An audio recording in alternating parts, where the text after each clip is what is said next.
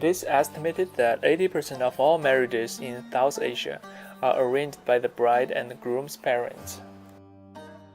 Many future spouses in India have never met one another before they are introduced by their parents. Marriages have traditionally been arranged by parents of the same caste in the different villages between young people who have never met. In the old days, parents had more say over their children's future spouses than their children did. Once a couple decided that they wanted to get married, they were not allowed to date or meet each other between the engagement day and the wedding day. Almost all Indian children are raised with the expectation that their parents will arrange their marriages. But an increasing number of young people, especially among the college-educated, are finding their own spouses. One of the reasons for arranged marriages in India is that Indians are very practical about marriages, and the union of bride and groom is often seen as a merger of business and family. Caste, income, levels, education, and astrology are all taken into consideration. Another reason is that the wedding is regarded as the beginning of the relationship, rather than the accumulation of one. Couples look forward to the future as an opportunity for their relationship to grow and to love and to develop. Partners are not expected to be great lovers and soulmates, but rather people who are reliable and complementary. Parents are often regarded as better judges of character, common interest, and comparability than the perspective of partners themselves.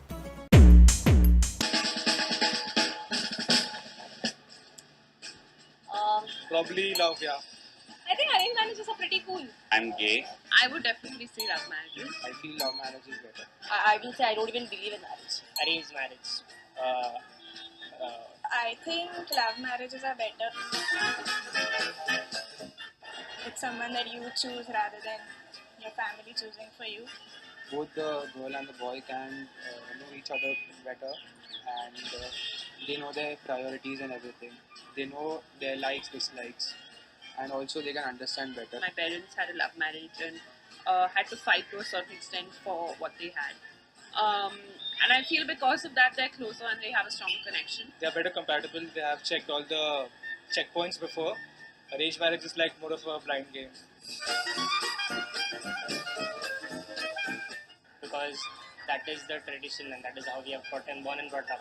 I mean, I wouldn't mind settling for a guy whom my mom chooses because she knows best what is for me and she knows me like through and through.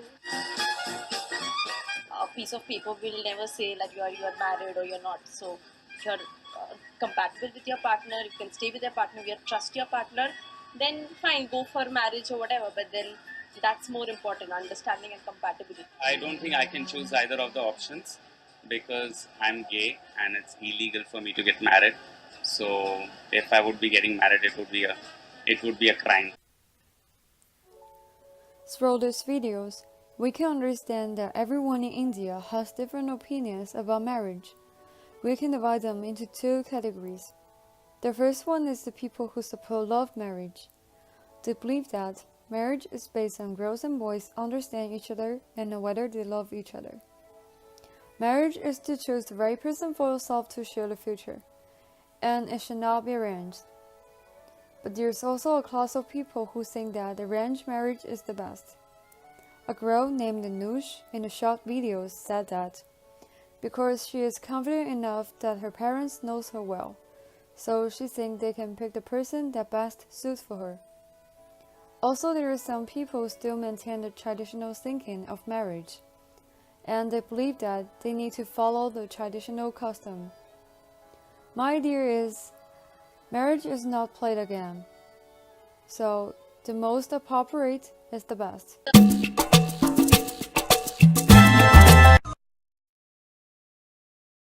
I thought, before I traveled in India and talked to people, I thought that arranged marriage means, okay, Roman, that's your husband. The wedding is tomorrow at noon. Show up with your dress on. Okay, slight exaggeration, right?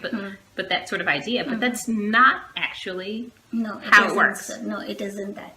It is the families, the families also see the family, the opposite family's background. They meet the people. If you feel that they are, to the same kind of wavelength, the same thinking process, the same lifestyle, even the lifestyle really matters. And the boy and the girl also meet, they talk to each other, and it's, and after all this, if, they feel that, okay, this is a good match, you can think of spending the life together, then it is finalized. There's no kind of imposing. So based on this interview, we could know that the main factor of the arranged marriage in India is parents. Both parents would make their decision based on the background of each family. Then the children would meet with each other and decide to marry or not. So the arranged marriage in India is not exactly the forced marriage. في حفل سلطان الكفو يا مرحبا بالليلفو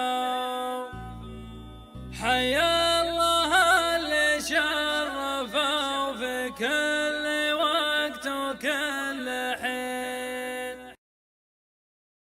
Okay, so first of all, I want to tell you that I don't have a problem with the arranged marriage, but I have a problem with the forced marriage. Forced marriage is like mazaj. You are going to get married to Ahmed.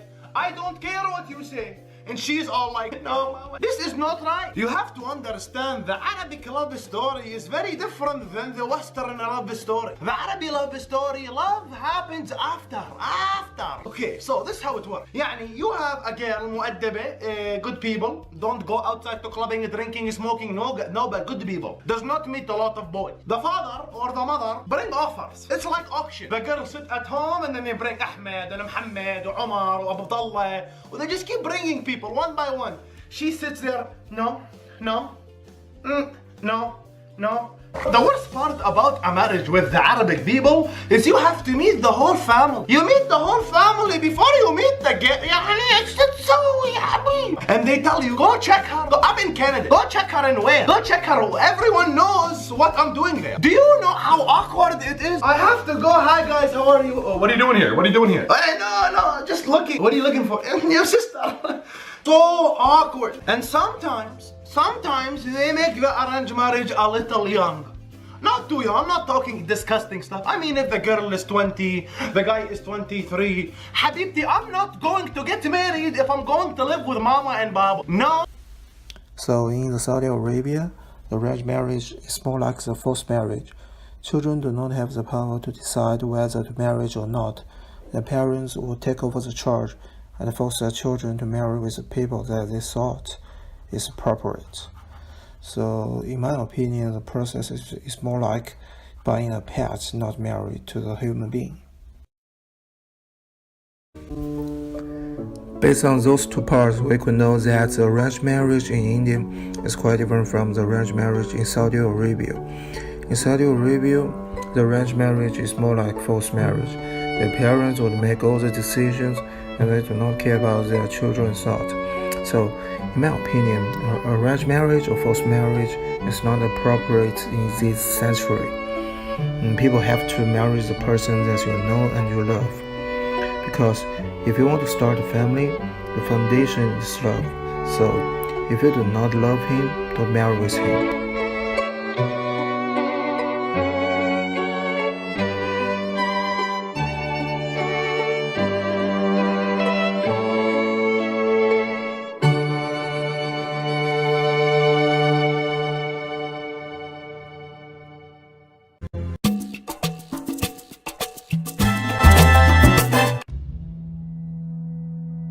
Many think that child marriage is something of the past, something that happens in movies, but it's real. It's happening frequently in India.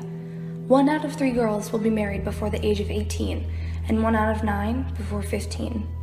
Child marriage is defined as a formal marriage or an informal union before the age of 18 for girls or 21 for boys.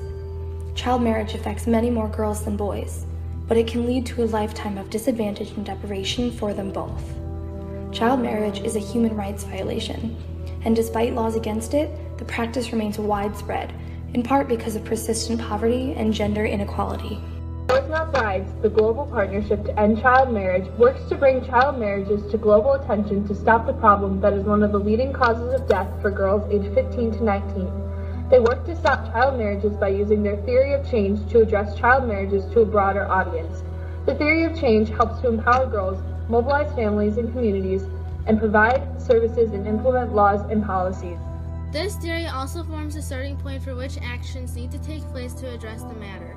The organization, Girls Not Brides, works with disadvantaged girls to help endorse their minds with the knowledge of their own human rights. They also try to tell the communities that all girls have equal rights. This organization believes that humanity as a whole has to realize that child marriage is wrong. Girls Not Brides spreads awareness by explaining what happens to the girls that have to go through the process of child marriage by having discussions throughout communities. The global hashtag #MyLifeAt15 was created by the organization Girls Not Brides to prompt young girls to think about what they wished for of their life at age 15 and how getting married at a young age would limit the opportunities they have to make their dreams come true. This hashtag is used to call upon the Indian government to implement the new global policy to end child marriage by 2030. So will you support Girls Not Brides and hashtag #MyLifeAt15 to spread the word and stop child marriages in India?